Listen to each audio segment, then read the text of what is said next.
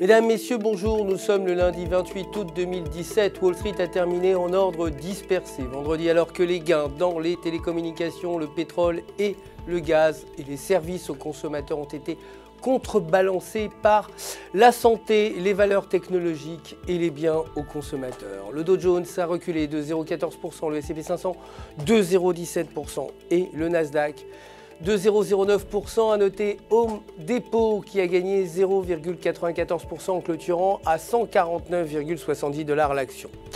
Le dollar américain a baissé par rapport aux autres principales devises vendredi, alors que la présidente de la Réserve fédérale, Janet Yellen, a évité de parler de la politique monétaire dans un discours à Jackson Hole, ce qui a entraîné une baisse des anticipations des investisseurs d'une troisième hausse des taux plus tard cette année.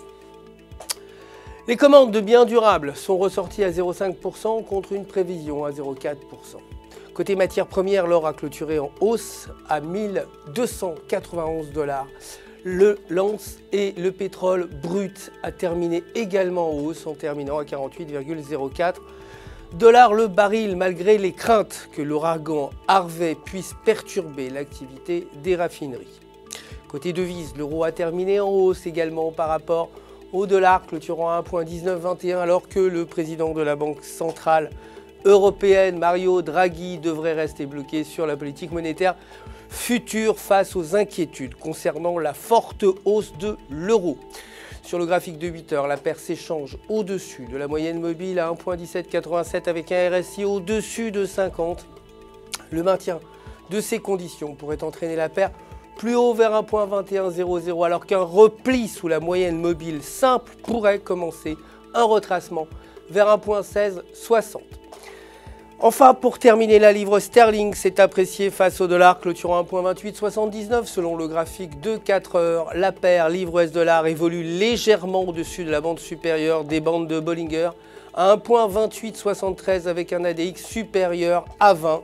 Le maintien de ces conditions pourrait entraîner la paire plus haut vers 1,3000 alors qu'une cassure de la bande interne pourrait commencer une forte tendance baissière vers 1,2700.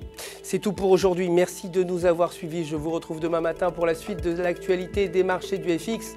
D'ici là, n'oubliez pas de vous connecter sur www.ufx.com pour tous vos besoins de trading et vous le savez, pour retrouver votre gestionnaire de compte personnel prêt à répondre à toutes vos questions. Toute l'équipe se joint à moi pour vous souhaiter une excellente journée sur les marchés.